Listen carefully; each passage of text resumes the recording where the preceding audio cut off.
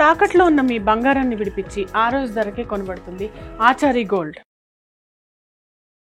నమస్తే, welcome to BRK. నేను పద్మ. ఈరోజు మనతో పాటు ఉన్నారు ప్రముఖ న్యూమరాలజిస్ట్ శ్రవంతి గారు. వారిని అడిగి అసలు హనుమాన్ జయంతి యొక్క విశిష్టతను, హనుమాన్ చాలీస పారాయణ ఏ విధంగా చేయాలి అనే విషయాలు తెలుసుకునే ప్రయత్నం చేద్దాం. నమస్తే అమ్మ. నమస్తే అమ్మ, హనుమాన్ జయంతి వస్తుంది కదా, అసలు హనుమాన్ జయంతి యొక్క విశిష్టత ఏంటి? ఆ రోజు ఎవరేం చేసుకోవాలి?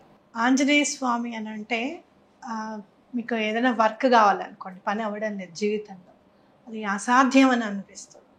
అలా ఎట్లా మరి అసాధ్యంగా ఉండిపోవాల్సిందేనా, పని అవ్వకుండా ఉండిపోవాల్సిందేనా అంటే అది కాదు, నేనున్నాను అని అభయం ఇస్తారా ఆంజనేయ స్వామి.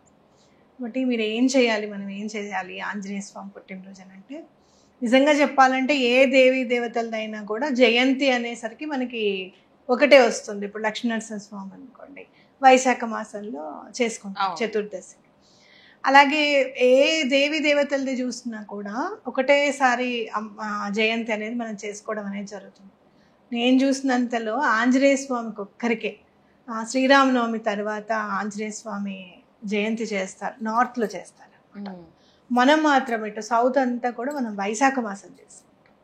అంటే మరి ఆంజనేయ స్వామికి ఏమయ్యా ఇష్టం, మనం ఏం సమర్పించాలి అని అంటే కనుక, స్వామివారికి చాలా ఇష్టమైన వస్తువులన్నీ కూడా చక్కగా గుడికి తీసుకెళ్ళి సమర్పిస్తే చాలా మంచిదే.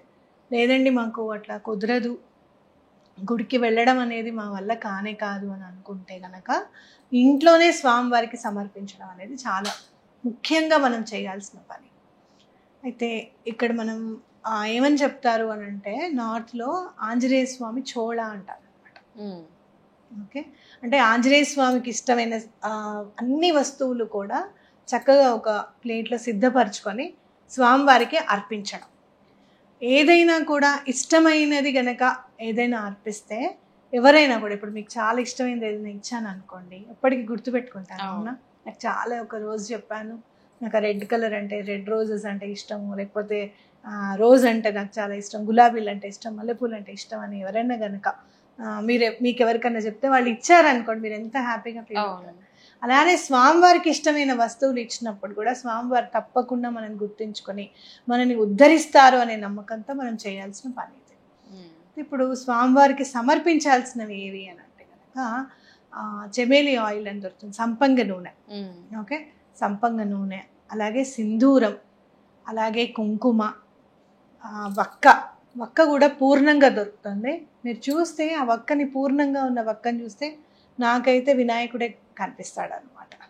అంటే ఎందుకు వక్కని మనం సమర్పిస్తున్నాము అని అంటే కనుక, మన పనిలో ఏవేవైతే ఆటంకాలు ఉన్నాయో, మన పని ఏదైతే మొదలు పెడుతున్నామో దానికి ఆటంకాలు లేకుండా ఉండడానికి వక్కని కూడా మనం సమర్పిస్తాం. అలాగే స్వామివారికి వస్త్రము, అలాగే ఏదైనా ప్రసాదం, దీపం వెలిగించుకొని తీసుకువెళ్తే చాలా మంచిది. లేదండి గుళ్ళో చాలా రష్గా ఉంటుంది, అప్పుడు ఇబ్బందిగా ఉంటుంది అని అనుకుంటే కనుక, దీపానికి సంబంధించిన నెయ్యి, ఒత్తులు అన్నీ కూడా మీరు అందులోనే పెట్టుకోవచ్చు. అలాగే కర్పూరం కూడా స్వామివారికి సమర్పించాలన్నమాట.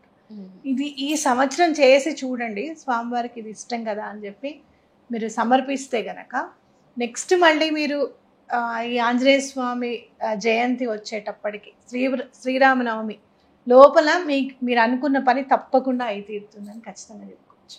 మనకి ఇష్టమైన ఎవరైనా ఇస్తే మనం గుర్తుపెట్టుకున్నట్టే, స్వామివారికి ఇష్టమైన ఇస్తే కనుక ఖచ్చితంగా అనుకున్న పనులు నెరవేరాలంటే కనుక ఖచ్చితంగా రోజు అలా పాటిస్తే మంచిది.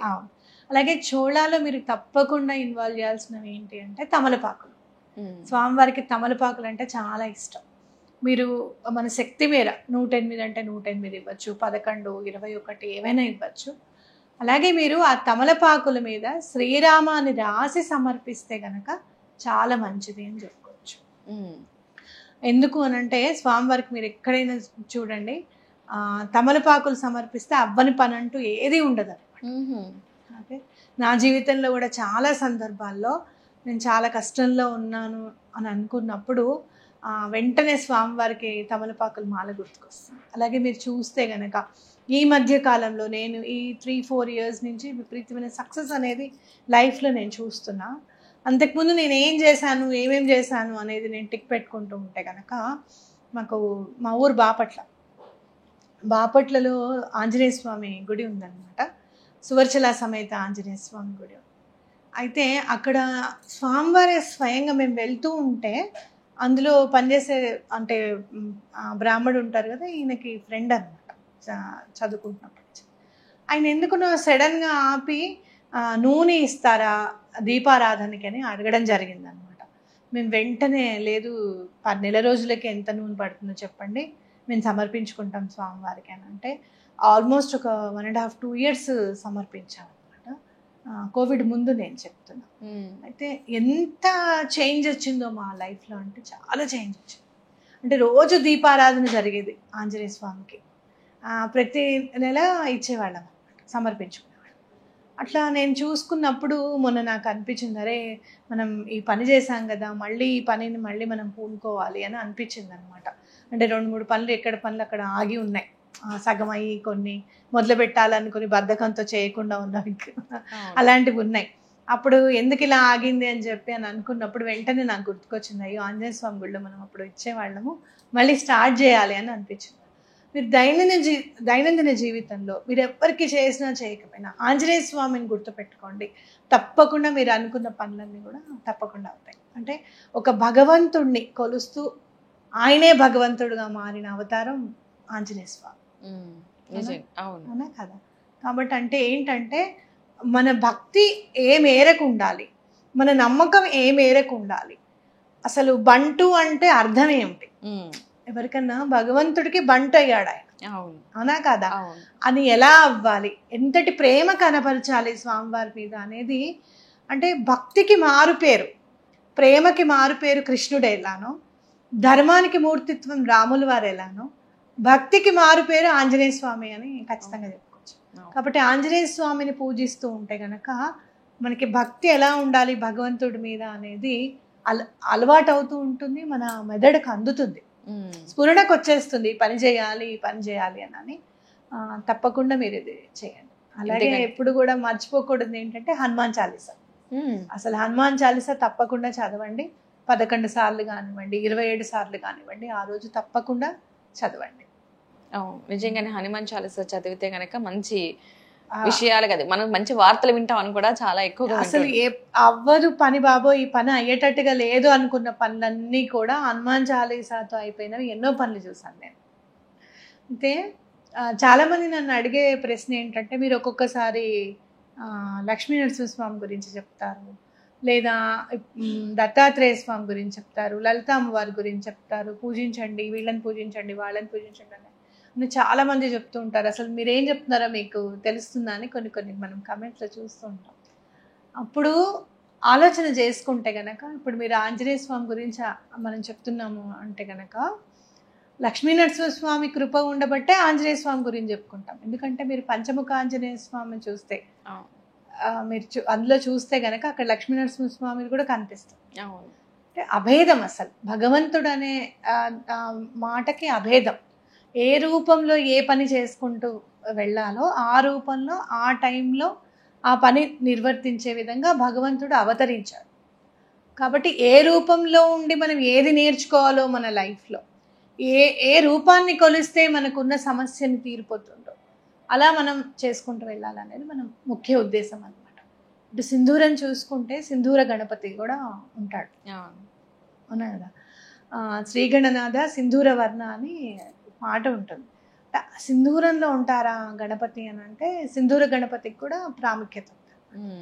కాబట్టి భగవంతుడిని ఎక్కువగా ప్రేమించాలి అని అంటే, ఎక్కువగా ఆయన మనని ఇష్టపడాలి అంటే కనుక నేచర్లో దొరికిన వస్తువులన్నీ కూడా భగవంతుడికి సమర్పిస్తే చాలా బాగుంటుంది. అందుకే మనకి కర్పూరం కానివ్వండి, తమలపాకులు కానివ్వండి, పువ్వులు కానివ్వండి, ఇవన్నీ కూడా నేచర్ని ఇన్కల్కేట్ చేశారు పెద్దవాళ్ళు మన పూజలో.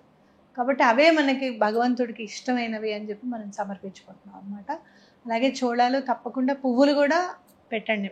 మీరు పూల గురించి చెప్పలేదు, పూలు తీసుకెళ్ళకూడదు అని కాదు, ఇంపార్టెంట్ ఏవి తీసుకెళ్లాలో చెప్పాను. ఇంకా మీ మనసుకి రేగిపళ్ళు అంటే ఇష్టం స్వామికి, అరటిపళ్ళు అంటే ఇష్టం స్వామికి అని అనుకున్నప్పుడు ఇంకొంచెం మన క్రియేటివిటీని అందులో కూడా చూపించుకోవచ్చు. అమ్మ, ఆ రోజు హనుమాన్ జయంతి రోజున ఇంకేమైనా చేయొచ్చు అంటే, రాముల వారిది కూడా చేస్తూ ఉంటారు కొంతమంది కదా, అలా ఏమైనా పర్టికులర్గా చేయొచ్చు అంటారా?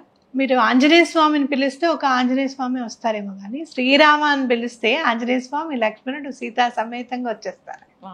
కాబట్టి తప్పకుండా ఆంజనేయ స్వామికి పూజ చేసుకునేటప్పుడు తప్పకుండా శ్రీరామ శ్రీరామ శ్రీరామ అని కనీసం 3 సార్లు అనుకోవడము.